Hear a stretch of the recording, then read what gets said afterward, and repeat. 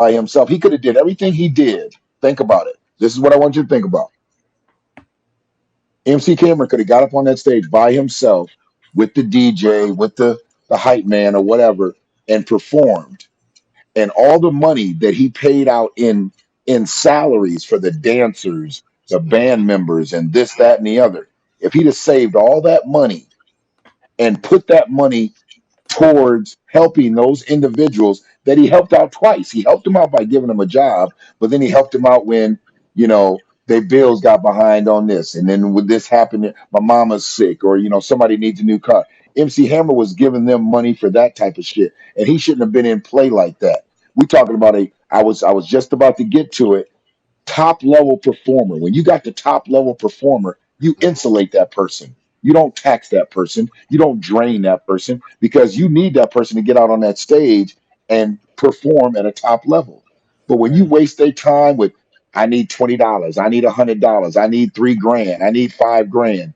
By the time it's showtime, that performer is worn out. So what does that performer result? What does that performer basically go to? They go to alcohol. They go to drugs. They go to Yep. popping pills because they gotta escape everything because they still gotta be a top level performer. They still you think about this.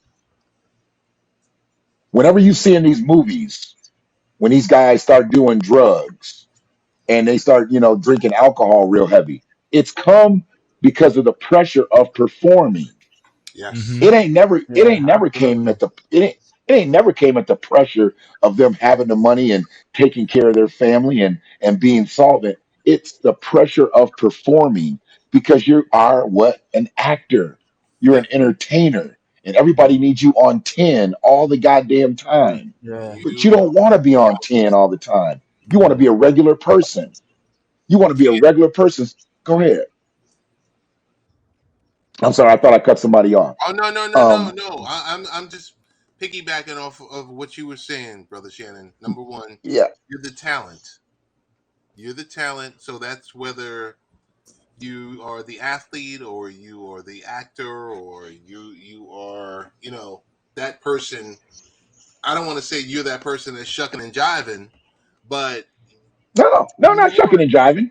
No, there's nothing wrong with being a performer. Yeah, being a performance based individual, there's absolutely nothing wrong with it. But you got to look to tomorrow because you are only going to be able to perform for so long. How are you going to be able to take care of yourself once you cannot perform? You got to handle business.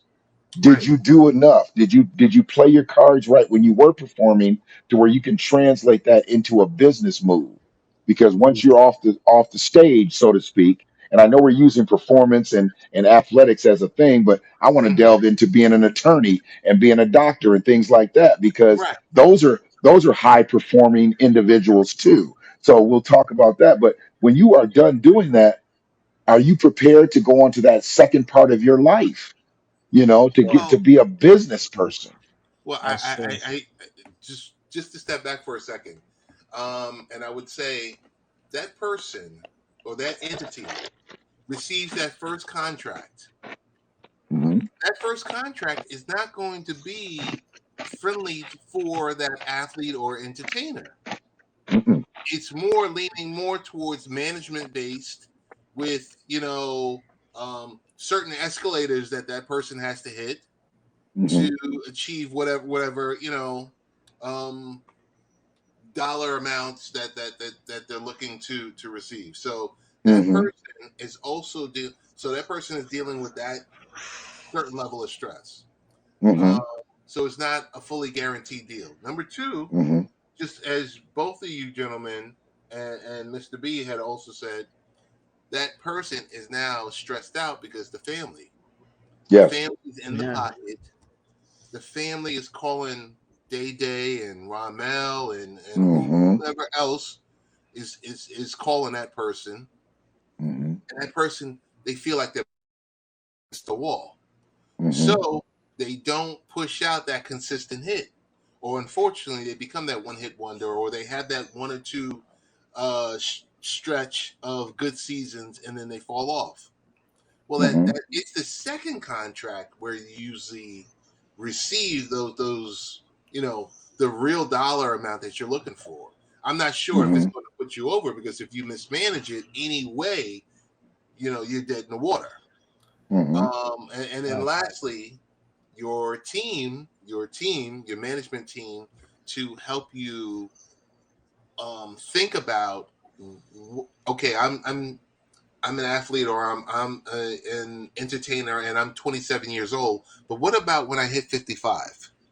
Hmm. What are we Hmm. putting away?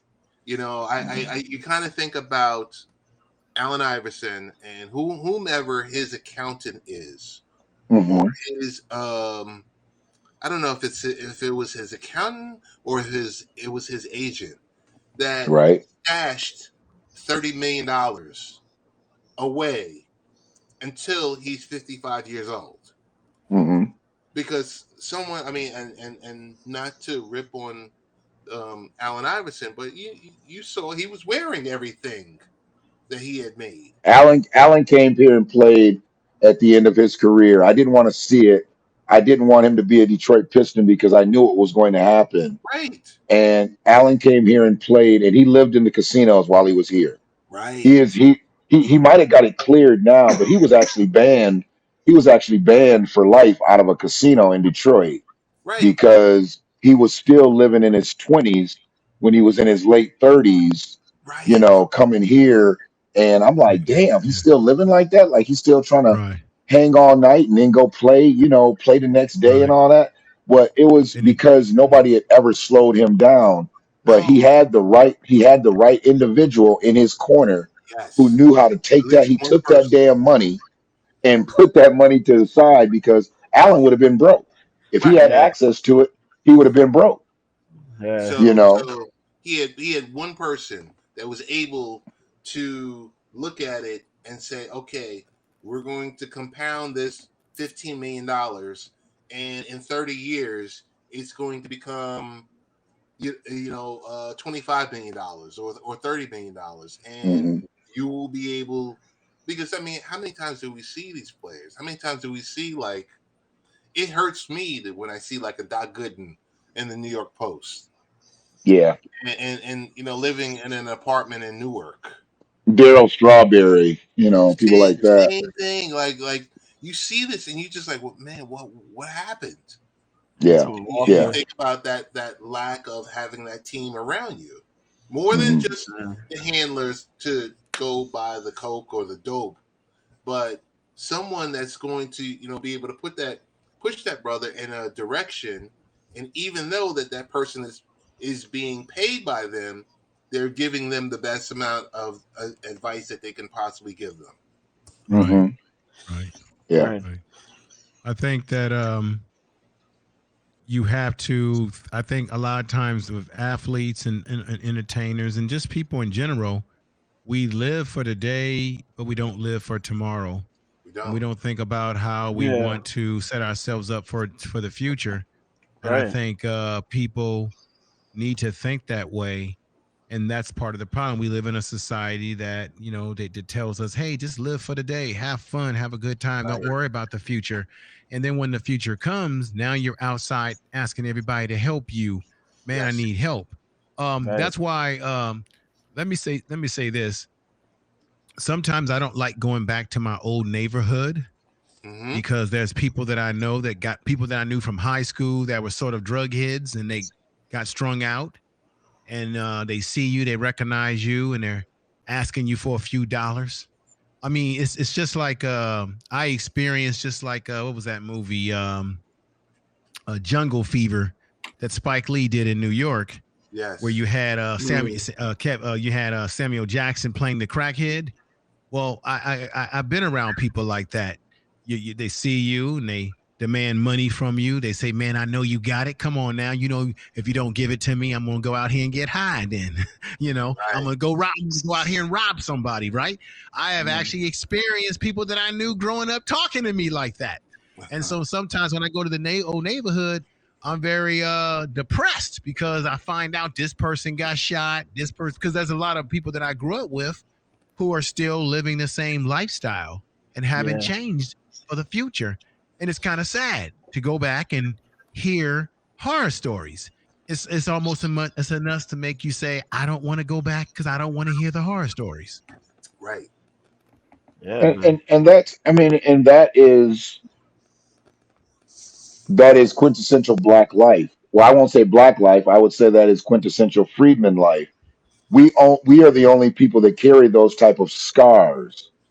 See, we carry those type of scars, and once again, we are our own worst enemy when it comes to these situations because we are natural nurturers. We take care of each other.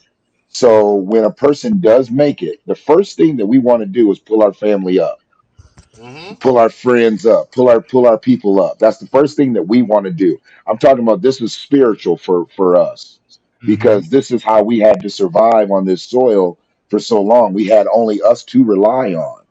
So what happens when we try to make it out, then we want to pull everybody out where we don't even realize because we're so into trying to get everybody out that all the energy that it's taking for us to try to do that, it's taking that same energy that you need to stay on top, to be able to pull people out. See, um, I look at a lot of things. Uh-oh, drop my earpiece dropped out. I look at a lot of things differently because I see. I'm not trying to put myself in this realm of I see the future type of thing, but I've never wanted somebody to give me like a signing bonus, something, because I feel like, like I've signed on to jobs before and they were like, oh, you get this type of bonus or you get this type of thing. But I already know that if you got to coax me to come in and do something, then there's something on the back end that I'm gonna either have to bend over for, not physically, but you know what I'm saying. I'm gonna Yeah. have to owe you something. So when you start seeing like these big contracts with sports and entertainment where they get a signing bonus, they get fronted all this money. Okay, that's what we see. What we don't see is all the expenses that they deduct over the next several years of paying you, and you still thinking you making that same type of money and you really not. Nope. You know, Yeah. like you end up basically borrowing against the house, as they say. You end up front loading, your expenses, and then you paying it off in your talent. Now they don't give you the signing bonus. That's what you're really supposed to go put away and live modestly off of. But what they Yeah. do, what people do is they go buy cars, they go buy houses, they go do everything that's depreciating. A house isn't really depreciating until you do shit like what MC Hammer did with a house. MC Hammer didn't need water. He didn't need water flowing through his floor. He didn't need marble everything, solid gold everything to Right. show that he was a boss, but he did that shit because he had the access to the money. He had the access to the money. But see, what happened was because he was the head of the food chain, Yeah. nobody could tell MC Hammer what to do. See, MC Hammer have it all over to do again. He would have somebody write on his right doing the checkbook. MC Hammer was the checkbook. Mm-hmm. MC Hammer was the checkbook. If he had it to do all over again, he'd have financial managers. That's who he would meet with every morning. He would meet with his financial managers. He would meet with his Right. accountant. He would meet with his lawyer. But He then would this meet with. becomes the question. The Go ahead. question is, do black people, do we have good financial literacy? Is that something that we are lacking in our community that we need to come to Jesus about and start working on? Do we Yeah. have As it? a collective, no, Nope. and No. we don't need to come to Jesus because that's where we've been, and that ain't helping us. So we don't Right. need to come Well, to Jesus. I'm just So I saying know that what you as a mean. I know matter what of you a mean, matter brother. It of was just a play on words. Just a yeah, play just a on play words. on But words. I don't yeah, but but when I'm talking about church, okay. no, we Hmm. do, we do not have financial literacy as a collective. Individually, Okay. yes, we do Yeah. have it individually. There's many people that know what to do. If you put a pile of money in front of them, the first thing that they're going to do is think about how they can bubble that money. Yep. But for the Okay. quintessential Black American, when they see a pile of money, they thinking about when the stores open up. They thinking about when the Okay. dealership open up. They thinking about where they're gonna go on vacation. Well, let me Yo, ask a That's let me ask a controversial question here, or let me bring a. When I was growing up, I knew people who were. We had a little bit of everything in my neighborhood. I knew people that were pimps, people that were drug dealers, because I went to school with them. People I grew up with, mhm. Hmm. and one of the things that I've always noticed when it comes to guys who sell drugs on the street, they f- they freaking know how to add that money up in their head without a calculator. So when I yeah, was asked the word, do are we financially literate? Most of these young cats out here that are drug dealers or rocking drugs on the street, they have an understanding of how to move that weight to make that money. Now, do they save their money? That's one thing. But if you deal with these young kids, you'll be surprised how many of them understand business. The problem is they're selling the wrong product. They're selling a bad product that's, killing us, obviously drugs, right? right. And if you take that same mind for business and calculating money in their head or numbers, like people who used to run numbers back in the day, and you Right. put it in a legitimate type business, they've done studies on this, brother Shannon. They would actually rival Fortune 500 companies. They did a study a few years back where they looked at how drug dealers are able to bring in their how they do their marketing, right, to get people hooked on drugs, how they calculate their money, all the things that they do to do this illegal activity. If they did that and it was a legal activity, they could rival Fortune 500 companies. Because I Right. remember Philip Mitchell in Oakland, who was a big time drug dealer. He sold a bad product. Um, the man was a calculating genius. Family made a lot of money. Now, of course, unfortunately, when you're a drug dealer, you spend a lot of money. You got to hide your money here and there. But I think we do have the ability. We just don't always have the knowledge. But we do have examples of people who have incredible business sense, just the wrong damn product. Yeah. um Just a thought. Just a Pl- and, thought. and That's it, all. please, no. The thought is valid. I'm just very reluctant to keep jumping in here because I get to running my big ass mouth, and there's other people No, on no, the no, no, panel. no. Brother Ted ain't Jump in, said Shannon. I want to hear what you're saying before Yeah. I get off, brother. It's getting late for me too, but I so. want to hear. Yeah.